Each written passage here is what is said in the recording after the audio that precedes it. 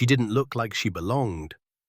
A 14-year-old black girl standing in the middle of a high-end bank lobby, holding a $5,000 check. People didn't whisper because they were curious. They whispered because they were suspicious. She was dressed in a school uniform, not designer clothes. She didn't have a parent beside her, just a folder in her hand and a nervous smile.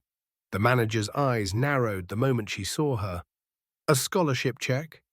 The tone dripped with doubt. From where, exactly? The teller held the check up to the light like it might explode. She tried to speak, but her voice shook. I have my ID, my documents, everything's here. But no one cared. They made her wait. They made her feel like a criminal.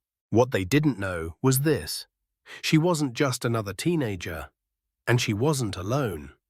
Most kids her age were just figuring out how to ask for extra allowance.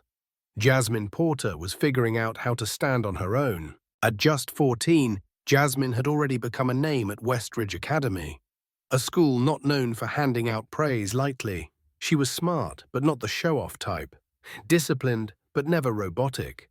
And more than anything, she wanted to earn everything she got. She could have taken the easy road.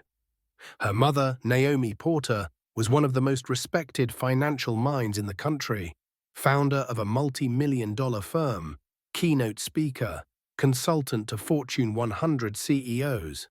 But Naomi didn't raise her daughter to coast on privilege. She raised her to build her own lane. Their home was beautiful, but never gaudy.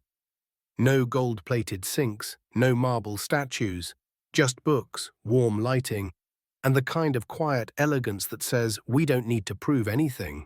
Jasmine absorbed that energy. So when she received a $5,000 academic scholarship, an award granted only to the top 0.1% of applicants nationwide, she made a choice. I want to deposit it myself, she told her mom over breakfast. Naomi paused from her laptop, coffee in hand. She looked at her daughter, measured, proud, maybe even a little worried. Are you sure? I can go with you. But Jasmine shook her head, calm and steady. I've got this. I need to know what it feels like. Naomi didn't press. She simply nodded, her voice soft. All right, baby, just text me when you're done. Jasmine carefully folded the check into a folder, alongside her award letter, school ID, and every document she thought might matter. She rehearsed what she'd say, how she'd smile, how grown-up she'd look. In her head, it was going to be perfect. She would walk into that bank with her chin up and walk out a little taller. She had no idea what was waiting for her on the other side of those polished glass doors. She had prepared for a transaction. What she got was a lesson the world wasn't supposed to teach this early. The bank smelled like leather and lemon polish. Everything gleamed. Glass walls, gold-lettered signage, marble floors so shiny you could see your own nervous reflection. Jasmine stepped in, clutching her folder like a lifeline. Her loafers clicked lightly on the floor, too soft to be noticed, too young to be taken seriously. No one looked up at first, not until she walked to the front desk. A man in a navy suit gave her a once-over and forced a smile. "Help you with something, miss?" "Yes," she said, voice rehearsed, polite. "I'm here to deposit a scholarship check. I have my documents." She opened the folder with care, showing the $5,000 check, her school ID, and award letter, all neatly arranged. The man blinked, then hesitated. A flicker passed behind his eyes, something between surprise and doubt. "Wait here a moment," he said, and just like that, the warmth left his voice. Across the lobby, Victoria Hayes had been watching. Impeccably dressed, lips painted with precision, posture like a blade. She walked over slowly, heels clicking like a metronome of power. "A scholarship?" Her eyes narrowed. "And how old are you?" 14, ma'am." Victoria's smile didn't quite reach her eyes. "Well," she said coolly, "we've had a lot of check fraud lately, especially with unusual cases." Jasmine's throat tightened. "I have everything here. ID, letter, documentation, I can even—" "That's fine," Victoria interrupted, waving her hand as if brushing off dust. "We'll need to verify this." The teller, a young man named Tom, took the check and held it up to the light, frowning as if expecting invisible ink. The silence stretched. Jasmine glanced around. People had started to notice. The man in the suit whispered something to a colleague. A woman with a pearl necklace leaned toward her husband and pointed discreetly. Another customer stared, eyebrows raised, curiosity tinged with judgment. She wasn't being helped. She was being examined. Victoria turned back to her. "You'll have to wait. No phone calls allowed inside. We'll let you know if it clears." I need to let my mum know I'm okay," Jasmine whispered. "That's not our concern," Victoria replied, and walked away. Just like that. No explanation, no assurance. Just a 14-year-old girl standing in the middle of a bank, holding nothing but silence. Jasmine stood still, but inside her chest was a storm. 10 minutes passed, then 20. No one spoke to her, no one offered water, not even a glance. They made her wait near the corner, just far enough to feel isolated, just close enough to still be watched. She folded her arms, not out of defiance, but to hold herself together. Her folder was gone, her check too. She had nothing now but the sound of her own breath and the sharp click of heels echoing across marble. That sound again, Victoria. The manager strutted past Jasmine without a word and headed toward a glass-walled conference room at the far end of the bank. She wasn't alone. Inside stood a tall man, older, white hair, expensive watch. Presence like a CEO who didn't need to explain himself. Jasmine couldn't hear their words, but she didn't need to. It was the body language. The folder in Victoria's hand, her folder. Jasmine stepped closer, just slightly. Her angle was sharp enough to see the label stamped on the manila cover. Confidential, internal projections. Wait, those weren't her documents. She knew that phrase. Her mother used it often when reviewing risk audits or acquisition plans.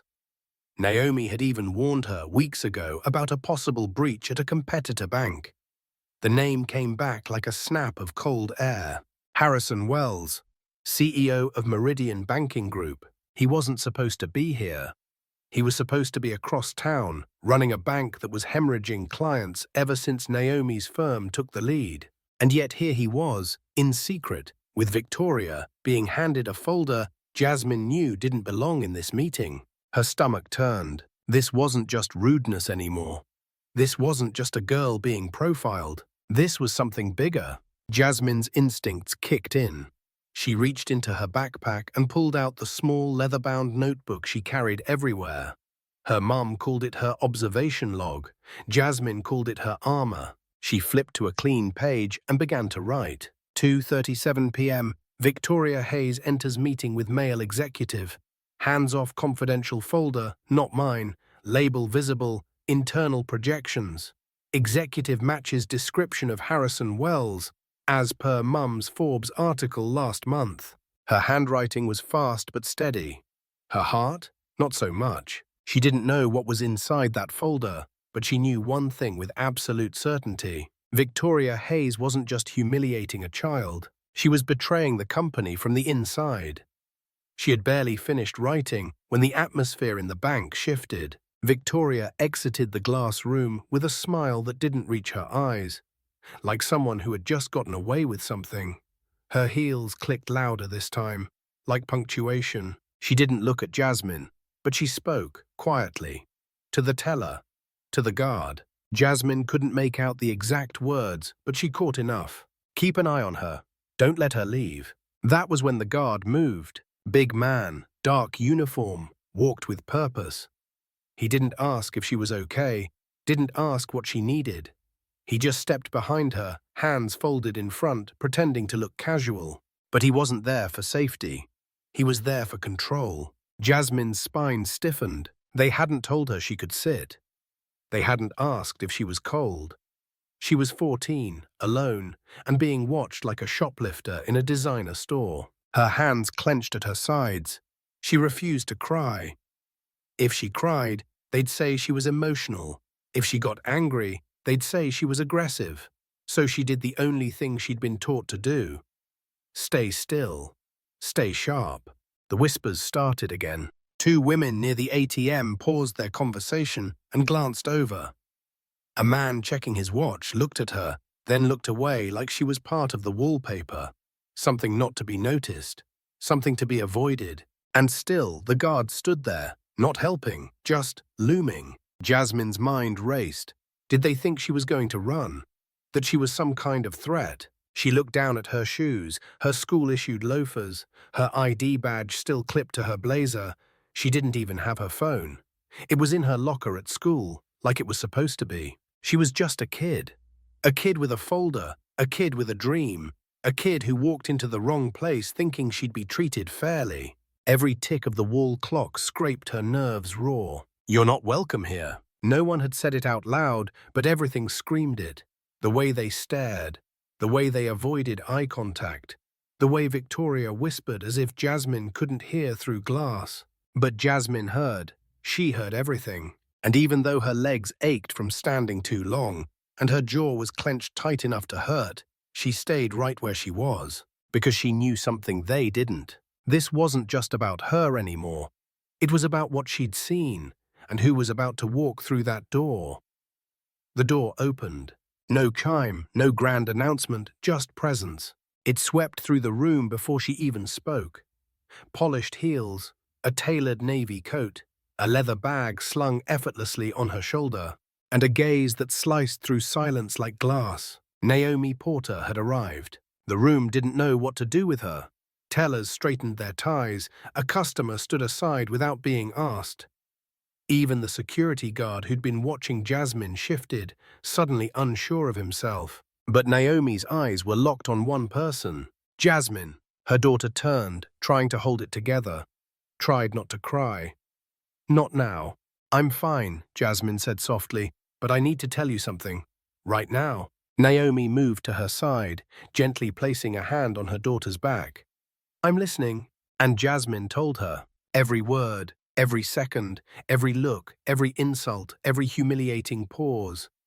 She spoke like a recorder hitting play on the truth. And when she finished, she opened her notebook, showed her mother the page. Victoria Hayes, Harrison Wells, confidential folder, time, details, intent. Naomi didn't blink, didn't gasp. She just turned and walked straight to the front desk. "Ms. Hayes," she said, voice calm, almost too calm. Victoria looked up, saw her, realized. "Ms. Porter," she stammered, we weren't expecting you today." "I'm sure you weren't." Naomi didn't shout. She didn't raise her voice. She let her words do the cutting. "My 14-year-old daughter was profiled, isolated, denied access to her own funds, and treated like a threat." Victoria tried to laugh it off. "Oh, I think there's been a misunderstanding." "No," Naomi cut in. "There's been a decision, yours, a series of them. Every look, every word, every delay." She held up the notebook. "And then there's this. An unauthorized meeting with a competitor, transferring confidential materials." The bank went silent. Even the AC seemed to stop humming. Naomi turned to the guard. "Please escort Ms. Hayes off the premises, immediately." The guard hesitated, then nodded. Victoria's face drained of color. "You can't just," she began. "I can, and I have, and I will file formal charges the moment I leave this building." Victoria was led out without another word, and Naomi turned back to her daughter. "You okay?" Jasmine nodded, but there were tears now.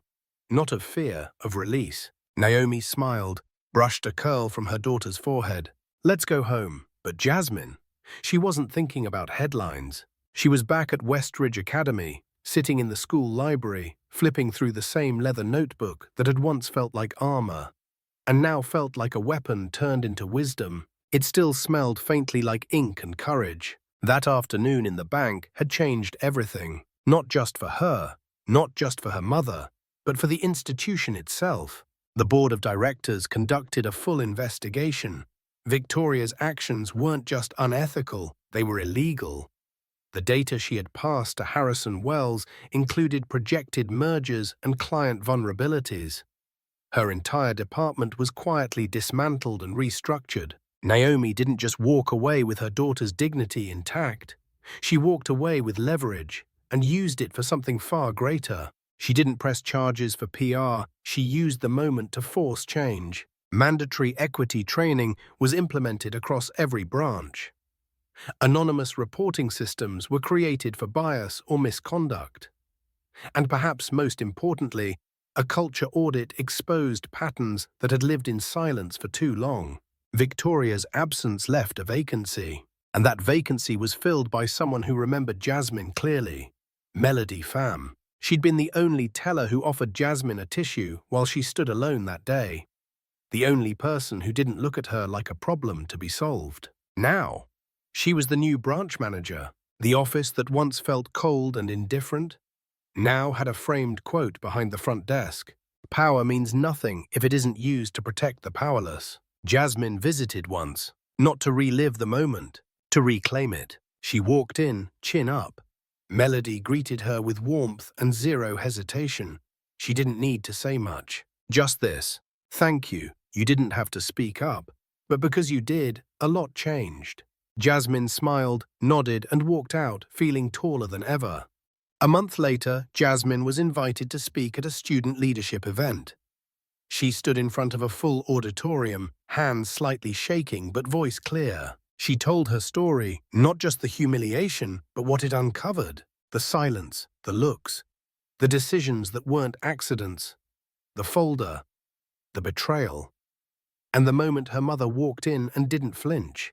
But most of all, she spoke about being underestimated, about how easily the world assumes that if you're young, you're unimportant, that if you're quiet, you're weak, that if you're black, you're suspicious. But Jasmine, she was none of those things. She was watchful, prepared, and no longer willing to stay invisible. When she finished, the room stood with her. Not for applause, but because they understood. This wasn't just a story about racism, or fraud, or justice. It was a story about what happens when someone speaks, when someone chooses to write down what others want ignored, when someone turns humiliation into momentum. If you've ever been made to feel small, unworthy, or like you didn't belong, remember Jasmine. Speak when it's uncomfortable. Write it down. Tell someone. Sometimes the smallest voice in the room is the one that changes everything.